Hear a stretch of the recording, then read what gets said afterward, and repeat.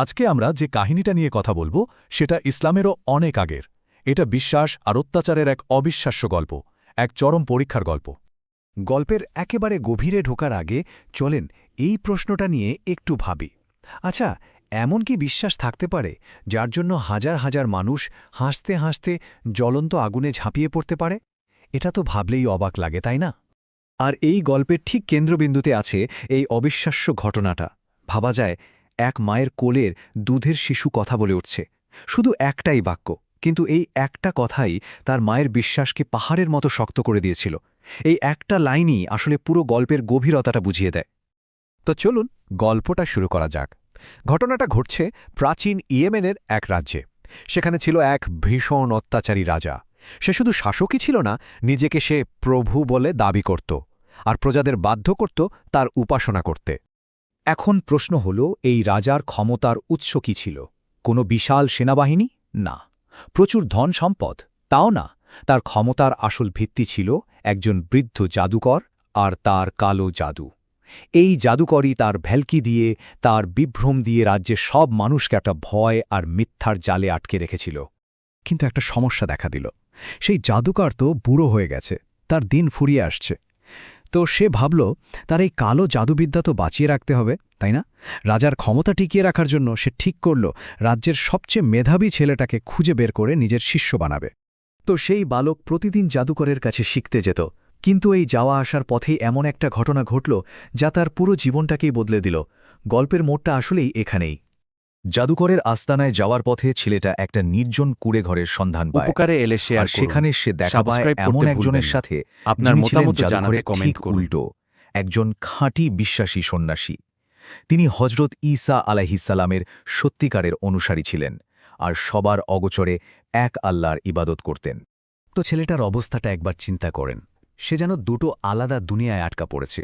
একদিকে জাদুকর তাকে শেখাচ্ছে কিভাবে ভয় দেখিয়ে শাসন করতে হয়, কিভাবে রাজাকে উপাসনা করতে হয়, মানে বিভ্রমের শক্তি। আর অন্যদিকে সেই সন্ন্যাসী তাকে শেখাচ্ছেন বিশ্বাসের মাধ্যমে মুক্তির কথা, এক আল্লাহর উপাসনার কথা, মানে সত্যের শক্তি।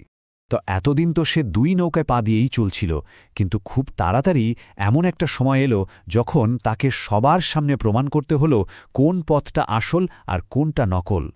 হঠাৎ একদিন শহরের প্রধান রাস্তায় এক বিশাল আর ভয়ঙ্কর জানোয়ার এসে হাজির। এমন অবস্থা যে ভয়ে কেউ রাস্তা পার হতে পারছে না। পুরো শহরে একটা আতঙ্ক ছড়িয়ে পড়ল।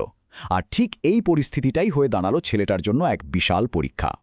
তখনই সেই বালক একটা সিদ্ধান্ত নিল। সে মাটি থেকে ছোট্ট একটা পাথর তুলে নিল আর মনে মনে দোয়া করল। হাজার হাজার মানুষের সামনে সে তার নতুন শেখা বিশ্বাসটাকে দাঁড় করিয়ে দিল এক চূড়ান্ত পরীক্ষার সামনে। আর তারপর যা ঘটল তা ছিল এক কথায় অলৌকিক। ছেলেটার ছোড়া ওই ছোট্ট একটা পাথরের আঘাতেই বিশাল জানোয়ারটা মরে পড়ে গেল। রাস্তা পরিষ্কার। এই এক ঘটনাতেই ছেলেটা আর সাধারণ ছাত্র রইল না, সে হয়ে উঠল ঐশ্বরিক শক্তির এক নিদর্শন। সে বুঝে গেল সত্যের শক্তি কতটা বিশাল। এই ঘটনার পর খুব স্বাভাবিকভাবেই ছেলেটার নাম চারদিকে ছড়িয়ে পড়ল। কিন্তু মানুষ তাকে জাদুকর হিসেবে চিনল না, তাকে চিনল এমন একজন হিসেবে যার দোয়া স্বয়ং আল্লাহ কবুল করেন। সে অন্ধেদের দৃষ্টি ফিরিয়ে দিত, অসুস্থদের সারিয়ে তুলত, কিন্তু প্রতিবারই একটা কথাই বলতো, আমি কাউকে সুস্থ করি না, সব আরোগ্য আসে একমাত্র আল্লাহর পক্ষ থেকে। আর তার এই কাজের মধ্য দিয়ে, তার এই কথার মধ্য দিয়ে আড়ালে আবডালে এক আল্লাহর উপর বিশ্বাস আনা মানুষের সংখ্যা বাড়তেই থাকল। বলা যায় একটা নীরব বিপ্লব ঘটে যাচ্ছিল। কিন্তু গোপন জিনিস তো আর বেশিদিন গোপন থাকে না। আসল ঘটনাটা তখনই ফাঁস হয়ে গেল যখন রাজার নিজের এক অন্ধ সভাসদ, মানে তার খুব কাছের একজন মানুষ, এই ছেলেটার দোয়ায় দৃষ্টি ফিরে পেল। আর শুধু তাই না, সে সবার সামনে নিজের নতুন বিশ্বাসের কথাও ঘোষণা করে দিল। ব্যাস, রাজা রেগে আগুন হয়ে গেল আর সাথে সাথেই ছেলেটা সেই সন্ন্যাসীকে ধরে আনল। এরপর শুরু হলো রাজার পাশবিক অত্যাচার। সন্ন্যাসীকে করাত দিয়ে চিরে ফেলা হলো, কারণ তিনি তার বিশ্বাস ছাড়তে রাজি হননি। সেই সভাসদেরও একই পরিণতি হল। এরপর রাজা ছেলেটাকে মারার জন্য উঠে পড়ে লাগল। তাকে উঁচু পাহাড় থেকে ফেলে দেওয়ার চেষ্টা করা হলো, কিন্তু সে বেঁচে গেল। তাকে গভীর সমুদ্রে ডুবিয়ে মারার চেষ্টা করা হলো, সেখানেও সে অলৌকিকভাবে বেঁচে গেল। প্রতিবারই ছেলেটা বেঁচে ফিরত আর রাজার পাঠানো লোকেরা ধ্বংস হয়ে যেত। রাজা যখন দেখল যে ছেলেটাকে কোনোভাবেই মারা যাচ্ছে না, তখন ঘটল এক অদ্ভুত ঘটনা। সেই বালক নিজেই হেঁটে রাজার দরবারে ফিরে আসল আর এসে অত্যাচারী রাজাকে এমন একটা প্রস্তাব দিল যা শুনলে অবাক হতে হয়। সে রাজাকে তাকে মারার উপায় বলে দিল। দেখুন ছেলেটার পরিকল্পনাটা কত অসাধারণ ছিল।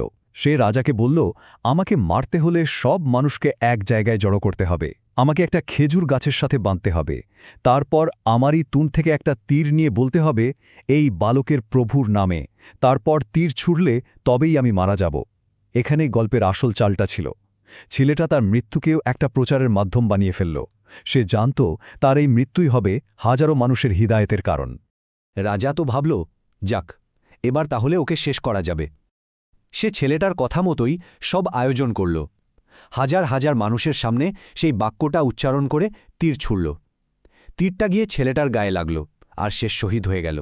রাজা হয়তো ভেবেছিল সে জিতে গেছে, কিন্তু তার এই বিজয় আসলে ছিল তার সবচেয়ে বড় পরাজয়।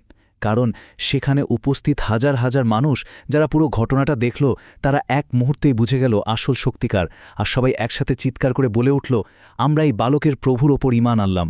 জনতার এই ঘোষণা শুনে রাজা ক্রোধে উন্মাদ হয়ে গেল, আর পরাজিত হয়ে সে তার জীবনের শেষ আর সবচেয়ে ভয়ঙ্কর আদেশটা দিল। রাজার আদেশে বিশাল বিশাল গর্ত খোঁড়া হলো, সেই গর্তগুলো আগুন দিয়ে ভরে ফেলা হলো।